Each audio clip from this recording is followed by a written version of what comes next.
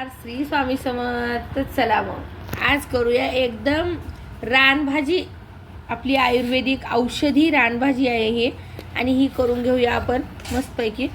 आणि ही करटुल्याची भाजी कुणाकुणाला आवडते. मला तर वाटते आवडण्यापेक्षा जास्त ना ही आयुर्वेदिक आहे आणि औषधी आहे, आणि ही खूप महागसुद्धा असते बाजारामध्ये. सध्या येत आहे, ह्या पावसाळ्याचीच रानभाजी आहे ही.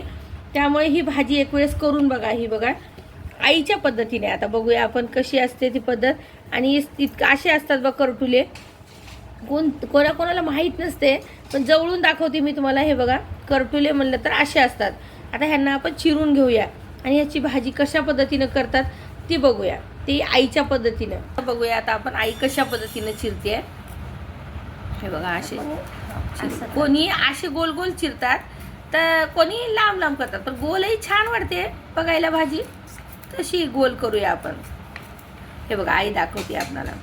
हे बघा अशी खूप छान होते, एकदम कारल्या टाईप असतात हे, पण कारलं कडू असते, हे राहत नाही, इतकंच आहे.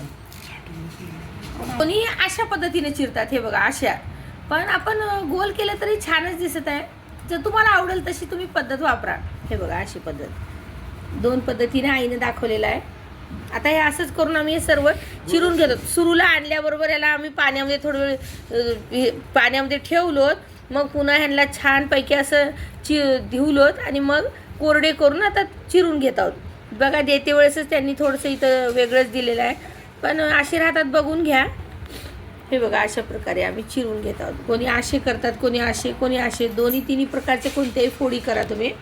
हे करटुल्याची भाजी एक वेळेस नक्की खा. आणि ह्याला काय म्हणतात तुमच्याकडे ते सांगा. आमच्याकडे मात्र ह्याला करटुले म्हणतात. काही भागामध्ये याला कंटोळ्या सुद्धा म्हणतात. तर आता मस्त आपण करटुले चिरून घेतलेले आहेत. असे गोल आडवे कसेही चिरून घ्या. आणि जरा जास्त कडक बी असेल तर काढून टाका, आणि मऊ असलं कवळं असलं तर राहू द्या. आणि त्याच्यासोबत हिरवी मिरची, लसूण, कोथिंबीर, जिरा आणि थोडासा कांदा चिरून घ्यायचं, आणि आपला मसाल्याचा डबा. आणि इकडं छान कढईत आपण तेल टाकून घेतलेलं आहे ना.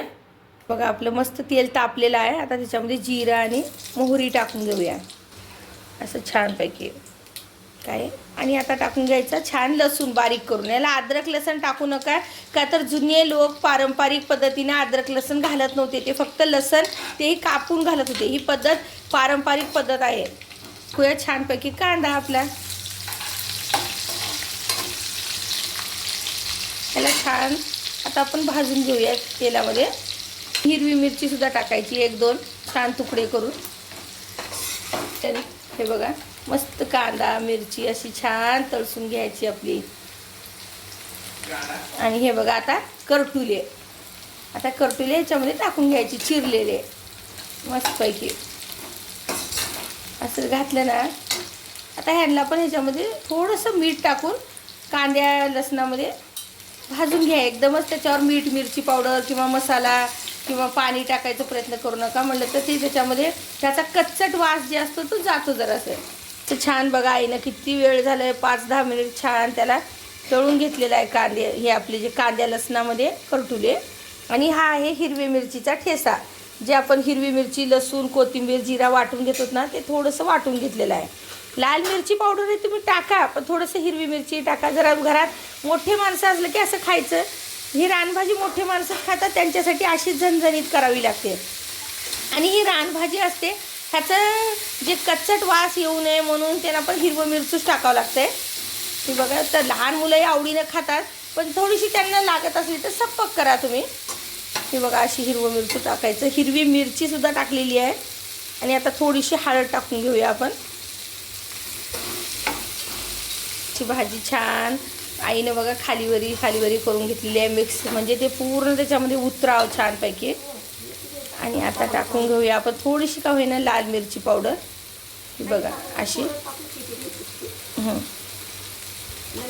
लगे हातानं मीठही टाकून घ्यायचं. पहिलं आपण थोडं टाकलेलं होतं म्हणून बेतानं टाका. आता टाकायचं शेंगदाण्याचं कूट. कुणी ओलं खोबरं टाकते, पण आमच्याकडे शेंगदाण्याचं कूट टाकतात. आम्ही शेंगदाण्याचं कूटच टाकत आहोत. ची कोथिंबीर मस्तपैकी बघा अशी कोथिंबीर. आणि आता छान खालीवरी करून घ्यायचं त्याला. खूप छान लागते. आणि मला तर वाटतं ही छान लागण्याच्या पलीकडे ही शरीराला चांगली असते. औषधी रानभाजी आहे ही करटुले म्हणलं तर. त्यामुळे ही खायची, नक्की खा हे. एक वेळेस ह्या पावसाळ्याला नक्की खाऊन बघा. मी सांगते ही भाजी लुप्त होत चालली आहे, तर आपण खायचं आणि पुढच्या पिढीला सांगायचं म्हणलं तर ती पोहोचता होती. नाहीतर मग मागच्या पिढीपर्यंतच राहिली तर मग पुढे कसं सरल ही भाजी. मला ही भाजी शिजण्यासारखी वाटली तर इकडं गरम पाणी ठेवलेलं आहे, थोडंसं गरम पाणी टाकून घेऊया आपण याच्यामध्ये. हे छोटंसं स्टीलचं कप आहे आपलं, त्या कपाने असं थोडंसं पाणी टाकायचं म्हणलं तर भाजी शिजते आहे आपली आणि करपतही नाही. म्हणून थोडं तर पाणी लागतंय भाजीला, ही रानभाजी असल्यामुळे हिला पाणी लागतंयच.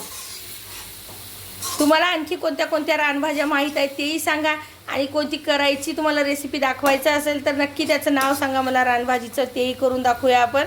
आणि छानपैकी हे बघा अशी रानभाजी आहे.